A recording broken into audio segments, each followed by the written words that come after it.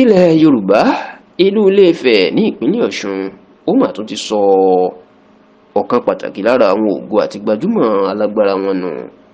olóyè Ṣọlá Lawal tó jẹ́ ọ̀tún ààrẹ àdínní ìlú Ilé-Ifẹ̀ tó tún jẹ́ ògbónágbòǹgbò nínú ẹgbẹ́ àwọn ọmọlẹ́yìn olóògbé Ọbáfẹ́mi Awólọ́wọ̀ ìyún ẹgbẹ́ Afẹ́nifẹ́re là ń sọ nípa ẹ̀ o.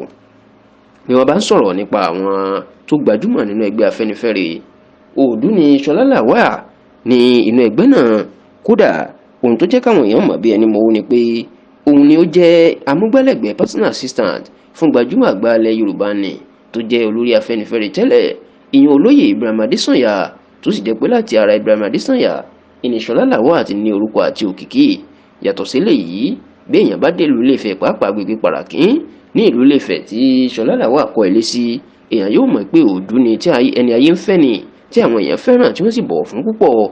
kódà bí wọ́n bá ń sọ àwọn ọmọ Ilé-Ifẹ̀ tó nífọ̀n tó ní kìmí tó jẹ́ pé wọ́n máa fẹ́ gbé ìgbésẹ̀ ńlá kan ní ìlú Ilé-Ifẹ̀, wọn ò lè yọ tiẹ̀ sẹ́yìn. ọ̀kan pàtàkì ni Ṣọlá Lawal, bẹ́ẹ̀ náà ló tún rí inú ẹgbẹ́ Afẹ́nifẹ́re, ògúnnágbòǹgbò nínú Afẹ́nifẹ́re. kò sí ìgbésẹ̀ ńlá tí wọn yóò gbé nínú ẹgbẹ́ Afẹ́nifẹ́re tí wọn yóò yọ ti Ṣọlá Lawal tí wọn yóò yà á sọ́tọ̀. kódà ní ọdún díẹ̀ sẹ́yìn, ní ọ̀pọ̀ ọdún tí àwọn èèyàn ń jà fún ẹ̀tọ́ Ààrẹ Ọ̀nà Kakanfò ilẹ̀ Yorùbá àná olóògbé Moshood Kashimawo Ọláwálé Abíọ́lá láti gba ẹ̀tọ́ ẹ̀ lọ́wọ́ ìjọba Sani Abacha lórí ètò ìdìbò ọdún 1993 ìtàn fagilé ètò jáwé olúborí. Ṣọlá Lawal òun náà kópa níbẹ̀ bó tiẹ̀ jẹ́ ọ̀dọ́langba nígbà náà, tó sì jẹ́ pé gbogbo àwọn apá ìyá bó ṣe jẹ́ amúgbálẹ́gbẹ̀ẹ́ fún olóògbé Ibrahim Adésànyà ìlú jẹ́ kó jẹ́ gbajúmọ̀. ṣùgbọ́n lọ́jọ́bọ̀ ní ọjọ́ Thursday tá a wà yìí ti ṣe ọjọ́ kẹfà oṣù kẹfà ọdún 2024 tá a wà yìí di 6th of June 2024 ìní Ṣọlá Lawal ìlú mà jáde láyé lójijì. bẹ́ẹ̀ la gbọ́ pé àìsàn tó ní ṣe pẹ̀lú jẹjẹrẹ ìlú pa Ṣọlá Lawal.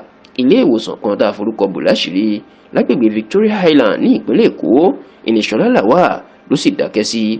ẹni ọdún 62 62 years of age ìní Ṣọlá Lawal. tẹlifíṣàn Yorùbá Tòótọ́ gbogbo wọn ti gbé òkú Ṣọlá Lawal lọ sí ìlú Ilé-Ifẹ̀ láti sìnkú ẹ̀ gẹ́gẹ́ bí mùsùlùmí òdodo tó jẹ́.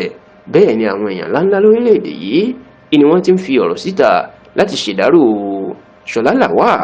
kódà kábíyèsí Ọọ̀ni Ilé-Ifẹ̀ ọba Babátúndé ẹni ìtàdé Ògúnwùsì Ọ̀jájá kejì, a gbọ́ pé wọ́n ti fi ìròyìn ikú Ṣọlá Lawal náà tẹ bàbá náà lọ́wọ́. bẹ́ẹ̀ la gbọ́ pé inú kábíyèsí náà dùn, tó sì ti rán àwọn èèyàn, ó ti gbé àwọn oníṣẹ́ dìde láti lọ bá àwọn ẹbí Ṣọlá Lawal láti lọ bá wọn kẹ́dùn, nítorí pé ọ̀kan pàtàkì lára àwọn ọmọ Ilé-Ifẹ̀ tí ó ní òkìkí tó sì ní kìmí nínú ìní Ṣọlá Lawal.